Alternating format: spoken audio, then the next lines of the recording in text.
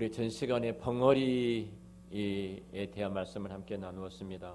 이 벙어리가 사가랴가 벙어리가 됐는데 이 벙어리가 구속사적인 이치에서 구약에 약속하셨던 그 언약, 하나님이 이루실 그 하나님 나라에 있어서 그 벙어리가 어떤 자리에 있었는지, 어떤 형벌이고 징계였는지, 또 그 벙어리가 풀어져서 말을 하게 됨으로써 이루어질 하나님 나라의 참 모습이 어떤 것인지를 쭉 함께 나누었습니다. 사가랴가 혀가 풀어지게 되어지고 이제 하나님을 찬송하는 것으로 쭉 이어집니다. 64절에 이에 그 입이 곧 열리고 혀가 풀리며 말을 하여 하나님을 찬송하니라고 되어 있죠. 우리가 전시간에 세 가지를 생각해 봤죠. 그 중에 하나가 입이 열렸다, 혀가 풀어졌다는 겁니다. 우리가 64절에 그리고 67절에 사가랴가 노래하는 것이 성령의 충만함으로 설명을 하고 있고, 그리고 사가랴가 곧 하나님을 67 찬송하는 것으로 쭉 이어지고 있는 것을 보게 됩니다. 자, 이 사건을 제가 오순절 성령의 임한 사건과 중요한 그 의미가 있음을 말씀을 함께 드렸습니다. 그러니까 오순절 성령의 이 임한 사건이 사가랴에게 일어난 이 세 가지 동일한 강조점이었다는 것이죠. 자, 이거 그 혀에 관한 것이었는데 성령 강림도 동일하게 불과 그 성령이 그 불같은 혀로 그 공동체 120명 문도 성도가 있는 그곳에 공동체에 임했던 것을 우리가 잘 압니다. 그럴 뿐만 아니라 당시에 이렇게 오순절 때 수많은 백성들이 이제 디아스포라죠. 흩어졌던 유대인들이 예루살렘으로 돌아오지요. 행사를 그 절기 행사를 하기 위해서. 그때 베드로가 오순절 성령 사건 이후에 말씀을 전할 때 베드로는 그냥 히브리어로, 예를 들면 히브리어로 말씀을 전하는데 듣는 사람들이 각기 자기 나라의 말로 말을 듣더라 이렇게 말씀합니다. 그러니까 그 혀가 풀어지니까 그 혀로 말씀을 전할 때 이 말씀을 듣는 모든 사람들이 각기 자기 말로, 제가 이렇게 설교하는데 중국 사람 중국말로, 뭐 베트남 사람 베트남말로, 미국 사람 미국 말로, 일본 사람 일본말로 각기 자기 나라의 말로 알아듣더라 이렇게 말씀을 하고 있습니다. 그러니까 이 둘은 그 사가랴의 사건과 오순절 성령 사건이 중요하게 구속사적인 위치에 있어서 얼마나 중요한가 하는 부분입니다. 사실 어떤 면에서 그러니까 우리가 벙어리가 됐다, 사가랴가 믿지 못하고 의심한 것 때문에 벙어리가 되잖아요. 그래서 언약적인 하나님의 심판이 그 안에 있습니다. 자, 언약적인 심판이 벙어리가 됐다는 것은 하나님의 말씀이 더 이상 들려지지 않는다는 것이죠. 근데 이 언약적인 심판에서 풀어졌다는 것은 하나님께서 드디어 자기 백성들에게 말씀을 주고 계신다는 겁니다. 말라기가 살았던 시대에 말씀을 주시고 말라기하고 신약 시대까지 400년의 역사가 있는데 그 400년 역사 동안 하나님이 잠잠히 계셨습니다. 이게 침묵하신 거예요. 벙어리 된 시대입니다. 벙어리 시대는 대표적인 표징이 바로 사가랴예요. 제사장 아니었습니까? 제사장이 제사를 집례하러 올라갔을 때 성령이 그에게 임하셔서 잉태할 것을 이야기를 하시죠. 근데 믿지를 못한 거죠. 그 시대의 모든 백성들이 그런 거예요. 하나님의 말씀이 들려지지 않는 거죠.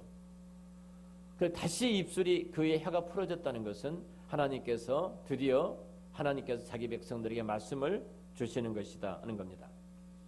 말씀과 그 믿음과 말씀의 회복의 상하 관계를 우리가 좀 생각해 봐야 되는데요. 우리 사가랴에게 일어났던 일은 구약적으로 본다면은 불신앙이 빚은 결과물이죠. 그러니까 사가랴가 결국은 하나님의 말씀을 믿지 못하고 의심한 것 때문에 그가 벙어리가 되어집니다. 우리가 하나님 말씀을 신실하게 반응하지 못할 때 하나님 말씀을 거두어 가십니다. 우리가 가장 두려운 것은 이거라고 그랬어요. 하나님 말씀이 내 귀에 들려지지 않는 것이 두려움이에요. 정말로 내가 주의 말씀이 내게 들려지도록 기도해야 되고, 이 말씀에 대해서 내가 반응하지 아니하면, 그 말씀을 주시는데 그 말씀대로 내가 믿음으로 반응하고 순종하지 아니하면 하나님께서 그 말씀을 거두어 버리시는 거예요. 가장 어두운 시대가 주의 말씀이 사라져버린 시대입니다.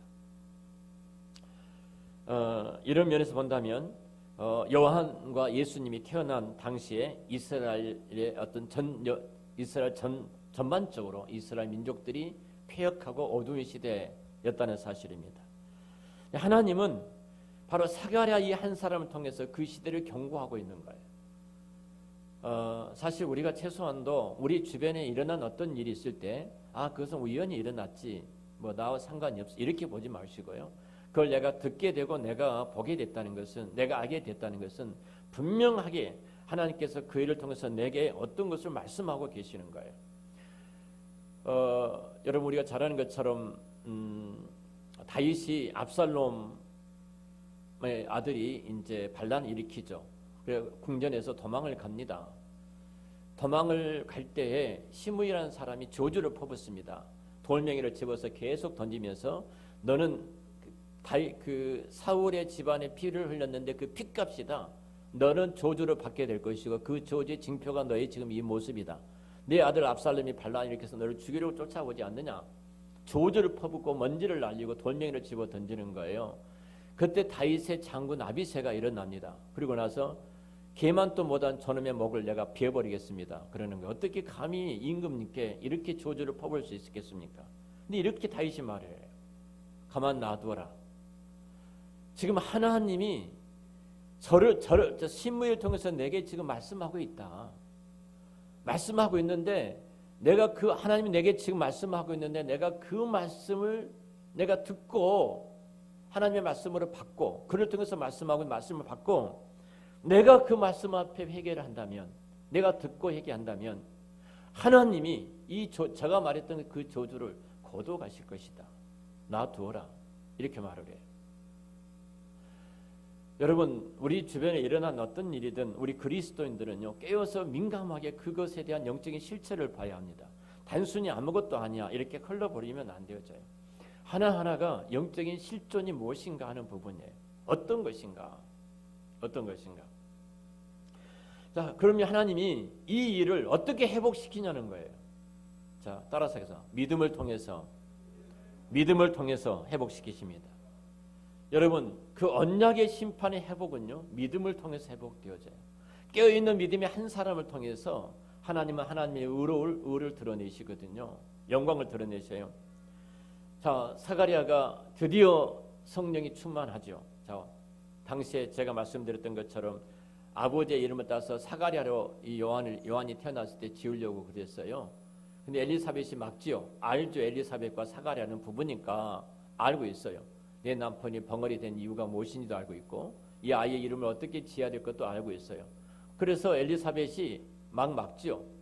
근데 아무리 여인들이 말해도 집안 모든 사람이 모여서 사가랴로 지어야 된다고 하잖아요. 그렇게 지을 수밖에 없는 거예요. 아버지 이름을 따서. 그러니까 그때 사가랴가 서판을 달라, 공책을 달라, 그리고 아이의 이름을 드디어 딱 씁니다. 그 요한이라고 쓰죠. 요한이라고 쓰는 순간 그의 입이 풀어집니다. 이거예요. 믿음으로 반응한 겁니다. 내가 당시에 어두워졌던 시대에 믿음이 사라져버렸던 그 영적인 어두운 시대에 하나님이 어떻게 일해 가신가를 바로 사가랴를 통해서 우리에게 말씀하고 계십니다. 자, 동일합니다. 오순절 성령 사건 때요. 오순절 성령 사건 때도 패역한 시대였고 어두운 시대였습니다. 그리고 이제 드디어 오순절 성령이 임하고 나서 하나님의 말씀이 회복을 보여줍니다. 우리가 바벨탑을 세우다가 우리가 하나님처럼 되고자 하는 인간의 욕망이잖아요. 바벨탑을 쌓는 순간 하나님이 저들을 어른을 혼잡게 하셔서 더 이상 바벨탑을 쌓지 못하도록 무너뜨려 버리시죠. 그때 이미 인간의 언어는 혼잡하게 된 거예요. 재해 심판이에요. 아니 벽돌을 가져오는데 물을 가져오지 않나. 물을 가져오는데 벽돌을 말이 안 통하는 겁니다. 대화가 안 되니까 더 이상 아무것도 할 수가 없는 거예요. 아무 일도 할 수가 없는 거예요. 이 언약적인 저주가 바로 오순절 성령 사건을 통해서 회복이 되어졌어요. 회복이 되어졌습니다. 그 성령의 시대를 살아가는 오늘 우리에게 주신 하나님의 놀라운 은혜인데요. 성령의 시대가 열린다는 것은 혀의 모양으로 임하게 되어지고 성령으로 나타났고 결국은 모든 자들이 그 언어를 알아듣게 되는 놀라운 기적이 일어나게 되어집니다. 그렇다면 자, 우리가 말씀과 이 새 시대를 살아가는 우리들 또 또 새해를 맞이했는데 우리들에게 교훈하신 바가 무엇인가 하는 부분입니다. 가장 중요한 것은 우리 말씀의 중요성을 생각해 봐야 됩니다. 자, 목회자들이 직업 2만 명이 넘는 목사님들이 직업방이 있습니다. 직업방. 저는 들어가 보지 않았습니다만 2만 명이 넘는 목사님들이 직업방에다가 자기 직업을 찾아가는 겁니다. 그렇게 많은 목사님들이 이중직을 갖고 있어요. 일을 하면서 목회를 하고 있습니다. 어제 김전사하고 같이 이야기하는데 주변에 굉장히 많은 사람들이 목회를 그만두고 이제 직업을 갖게 됐다 이 이야기를 들었습니다. 경제적인 어려움이 있어서 그럴 수도 있겠죠. 경제적인 어려움이 있어서 그랬다. 근데 우리 경제적인 것을 가지고 출발했다면 원래 출발을 하지 말아야 되죠. 그러죠. 내가 이 땅에서 소명이 아닌 내가 먹고 사는 것 때문에 내가 이 일에 들어온 것 아니잖아요. 내가 경제적으로 가정과 가게를 꾸려 나간다면 우리는 원래 은사가 아니라면 소명이 아니라면 이 자리에 들어와서는 안 돼요. 들어왔다면 하나님의 소명으로 부름을 받았다면 목숨을 내걸어야 되죠. 그러죠. 이 일에 자 그것이 내가 10만 원을 주든 20만 원을 주든 내게 맡겨주신 소명은 누구도 가질 수 없는 특별한 내게 주신 하나님의 선물이에요. 목사라는 직이 세상에 어떤 것과 바꿀 수가 있겠습니까? 어떤 직업과 비교될 수 있겠습니까? 하나님이 내게 주셨던 소명이라면 모든 직업이 다 소중합니다. 그런데 목사직은 특별하게 말씀을 맡은 자의 직업의 소명은 다릅니다. 2만 명이 넘는 사람들이 이제 일어나게 되니까 공식적으로 목사의 이중직을 인정하자 이런 말이 나옵니다. 돈을 벌면서 목회하도록 그렇게 인정을 하자. 사실은 이 목사가 이중직을 가지면 목사 안수를 안 줍니다. 그래서 우리는 서약을 한 거죠. 목사 안수를 받을 때 교회에 폴링이 있고 교회에 부르심이 있어서 목사 안수를 주는 거예요. 교회에 부르심이 없으면 목사 안수를 안 주는 겁니다. 우리 강도사님들이 노예에서 목사 안수를 줄 때도 한 사람 교회 부목사로 노예다 청빙을 하는 겁니다. 목사로 부르심이 있을 때 목사 최종적인 소명의 확인이에요. 자 이런 확인돼서 내가 부름을 받았다면 영혼을 위해서 우리가 목숨을 내걸고 그 자리에 가 있어야 되죠. 근데 많은 사람들이 경제적으로 어렵다고 해서 이 목사직을 그만두고 이제 세상으로 나가서 돈을 번다는 말을 어제 우리 김전사가 하는 것을 제가 들었습니다. 한번 생각해 보죠. 하나님의 말씀이 여러분 그렇게 작은 것입니까?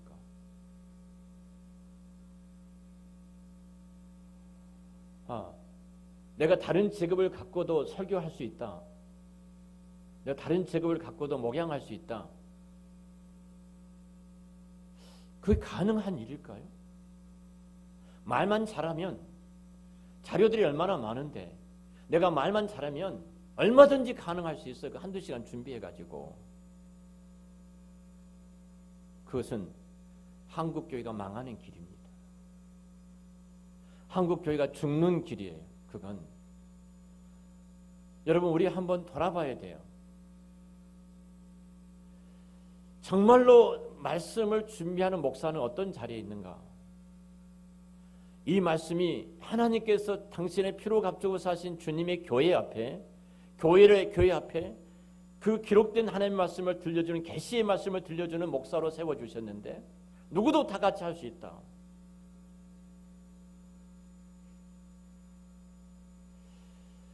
여러분 내가 말을 잘할 수 있어요. 내용도 잘 논리적으로 잘 전할 수 있어요. 가장 중요한 것은 그 말씀 앞에 나는 누구인가를 돌아봐야 돼요. 그 몸부림과 생명을 내건 몸부림 없이는 그 말씀의 능력과 권능이 우리 가운데 있을 수가 없는 것입니다. 말씀을 듣는 여러분도 마찬가지예요. 이 말씀이 내 생애의 마지막 들려주는 하나님의 말씀이라고 생각해 보십시오. 우리 고 강명순 집사님이요. 마지막 드신 음식이 있었습니다. 무슨 음식인지 알아요? 너무 무엇을 못 드시니까 집사람이 추어탕을 실가리가 떠준 추어탕을 끓여다 드렸어요. 이분은 생선 이렇게 해서 안 드신 분이에요.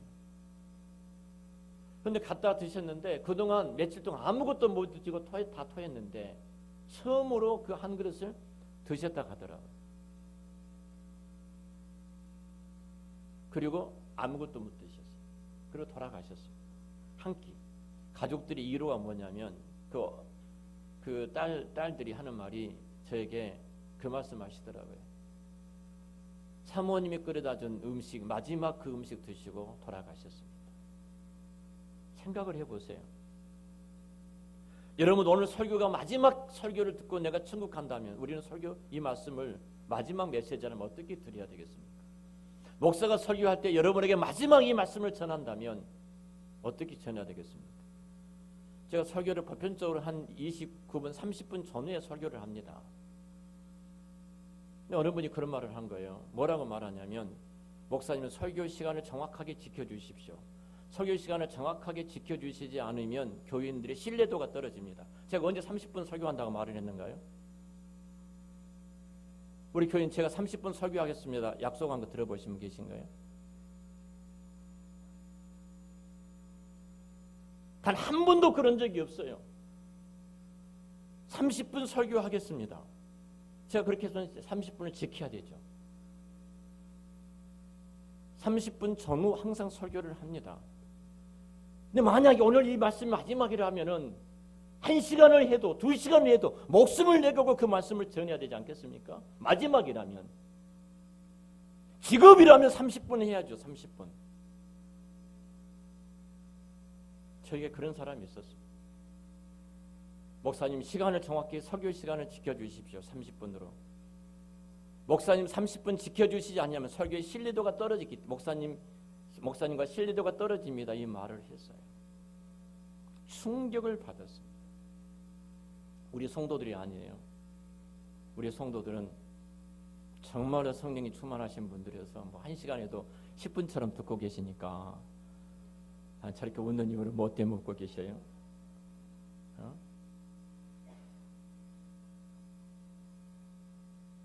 참 이분이 앞으로 무엇을 한다는 것은 제가 두려워요.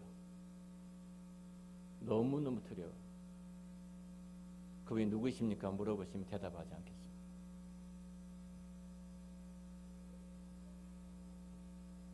여러분, 하나님의 언약의 심판은요, 말씀을 닫는 데서 와버리는 것입니다.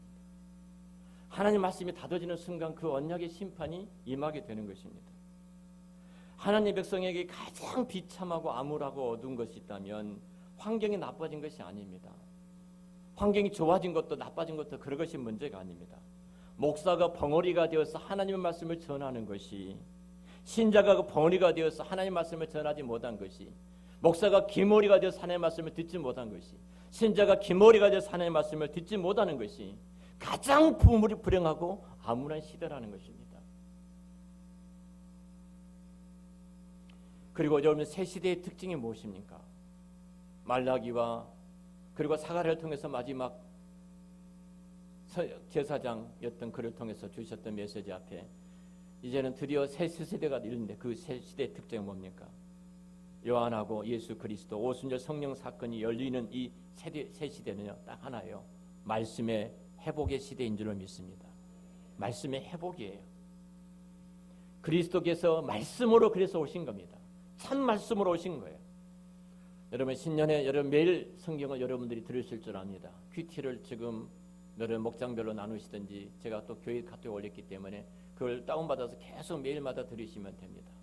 그 말씀의 첫 번째가 요한복음 1장의 내용 아닙니까? 말씀이 육신이 되어 우리 가운데 거하신 예수님에 대한 말씀이 아니었습니까? 여러분, 오순절 성령 사건 때 참혀, 그것이 각각의 백성들이 주어지는 시대가 새 시대입니다. 여러분, 사가랴 가정에 드디어 세례 요한이 태어났습니다. 말씀을 정리해 가겠습니다. 이웃과 친족 모두에게 큰 기쁨이 되어집니다. 요한이라는 이름의 뜻이 뭐라고 그랬어요? 아시면 손 한번 들어보시고. 여러분, 귀를 열어서 성령님께서 듣기만 하는 것이 아니라 깨닫는 은혜 주시기 바랍니다. 요한이라는 뜻이 뭐라고요? 빨리 또 이렇게 막 찾아보고 계시네. 요한 뭐시가? 요한이 뭐예요? 하나님은 은혜로우시다. 하나님은 자비로우시고 하나님은 은혜로우시다는 뜻이에요. 하나님은 은혜, 여호와는 은혜로우시다. 자, 여러분 그 요한의 이름 그 뜻대로 그가 요한이 메시아를 보내기 전에, 예수 그리스도 오시기 전에 하나님의 은혜가 이제 부어지고 있는 것을 요한을 통해서 보게 되어집니다. 그 은혜로 예수 그리스도가 오게 되어지고 그 은혜가 예수 그리스도 오시는 길을 평탄케 해 주고 있는 것이 요한이 갖고 있는 이름의 내용입니다. 요한이 올 때 모든 백성들이 신음하고 어둠 가운데 있었습니다. 그때 요한의 출생은 이 모든 사람들에게 큰 기쁨이 되어졌습니다. 메시아 앞길을 예비하는 선지자 세례요한의 탄생, 여기서 우리는 한 위대한 하나님의 성경의 주제를 만나게 되는데 바로 그것은 하나님은 은혜로우시다. 그 은혜가 지난 1년 동안 우리로 하여금 여기까지 오게 하셨고 또 동일하게 그 은혜로 말미암아 2022년 이 한 해를 우리가 살아가게 될 줄로 믿습니다. 사실 요한이 요한의 출생이 여러분 한번 좀 생각해 보세요. 사가랴의 부부에게 노년 아닙니까? 이미 모두가 아이를 갖지 못한 그 가정에서 노년에 이르렀던 이 가정인데요. 이 가정에 사가랴 부부를 통해서 요한이 이 땅에 태어나는 것이 얼마나 하나님의 큰 은혜입니까? 요한의 탄생과 더불어서 사가랴에 내렸던 하나님의 징계, 덩어리가 됐던 징계가 64절에 풀어지죠. 그것이 하나님의 얼마나 더 큰 은혜입니까? 요한의 출생 소식은 3장에 넘어가면 굉장히 많은 사람들이 하나님께로 돌아오게 되는 하나님의 은혜가 임하게 된 것을 보게 됩니다. 이 은혜는 바로 믿고 순종하는 한 사람을 통해서 오게 됐습니다. 바로 사가랴가 마지막 믿음으로 요한이라는 이름을 지을 때에 그 은혜가 부어지게 되어진 것입니다. 여러분 당시에 이스라엘 이름은 굉장히 중요하죠. 우리 오늘 학생부도 이렇게 설교 시간 잠깐 들리는데 이름이 등장한 것을 봤습니다. 아브라함을 누구로 이름을 개명해 주시죠? 아브라함으로, 사례를 사라로, 야곱을 이스라엘로 이름을 개명을 해 주시죠. 여러분 이름집에 가서 이름 짓지 마시고요. 정 이름 바꾸려면 저한테 찾아오십시오. 기도하고 지어야지 이상한 곳에 가서 꼭 그렇게 이상한 것을 하는 것을 보면서 예수 믿는 사람들이 참 아픈 생각이 들어집니다. 그 아브라함은 무슨 뜻이에요? 예? 아브라함이 열국의 아버지고 아브람 높은 아버지, 존귀한, 높은 이런 뜻이 있어요. 아브라함은 그래서 높은 아버지, 존귀한 이런 아버지. 아브라함은 열국의 많은 백성들의 많은 무리의 아버지이죠. 야곱 뭐예요? 발 뒤꿈치를 잡다. 쌍둥이 형 에서의 발 뒤꿈치를 잡고 나왔잖아요. 그래서 그 원문에 보면 밀어젖히는 자예요. 밀어젖혀. 그러니까 형이 먼저 나가려는데 밀어젖히는 거예요. 자기가 먼저 나오려고. 그래도 다음에 나올 수밖에 없어서 그 이름을 야곱이라고 짓잖아요. 그러니까 야곱이 이스라엘로 바뀌죠. 이스라엘 이름은 뭐예요? 하나님과 겨루어 이겼다. 하나님이 지배하신다 이렇게 번역을 할 수도 있어요. 하나님이 져주신 거죠. 야곱을 이스라엘로 개명을 해주셨습니다. 자, 우리가 그 신약의 사울의 이름 뜻은 뭐예요? 바울로 바뀌기 전에 그의 이름이 사울이었잖아요. 사울의 이름 뜻은 여러분 뭐예요? 큰 자 아닙니까? 큰 자. 바울은 작은 자거든요. 내가 크고 높게 되기 위해서 부모가 사울로 지어졌는데 예수를 만난 이후 그가 바울로 바뀌어진 것을 보게 됩니다. 자, 이처럼 이름은 굉장히 중요합니다. 그러니까 사실 하나님의 여호와는 은혜로우시다. 이 이름을 갖고 있는 요한의 복을 한번 생각을 해보십시오. 요한, 하나님은 은혜로우시다. 그렇게 이름을 줄 때 그 아버지의 이름이 풀려지고 그 아버지의 입술이 풀어진 입에서 하나님을 찬송하고 노래하는 이 복을 받게 되어집니다. 여러분 결국은 하나님의 은혜가 우리 가운데 임하게 되고 그 은혜가 우리 가운데 머물게 되어지며 사실은 주의 손이 저와 함께 하시도다 이렇게 말하잖아요. 주의 손이 저와 함께 하시는 자는 자신만이 복이 아니라 이웃에게도 복이고 그와 함께하는 모든 사람들에게도 복이 되어집니다. 가장 큰 은혜는 내 자녀들이 하나님의 손 아래에 머물도록 그렇게 기도를 해야 합니다. 우리가 성부 영신 예배를 마치고 우리 다음 세대를 위해서 제가 안수하면서 기도를 드렸습니다. 분명히 그 기도대로 하나님께서 응답해 주실 줄로 믿습니다. 자, 그래서 언약을 받아서 믿고 순종하는 사람들에게는 놀라운 복이 임합니다. 여러분 언제 어디서나 사가랴와 같은 그 복이 임하는 이 어두운 시대에 그리스도의 재림하실 그때까지 이 교회가 이 땅에 존재하는 그날까지 바로 하나님 말씀에 순종하고 믿고 순종하심으로 벙어리로 좀 살지 마시고요.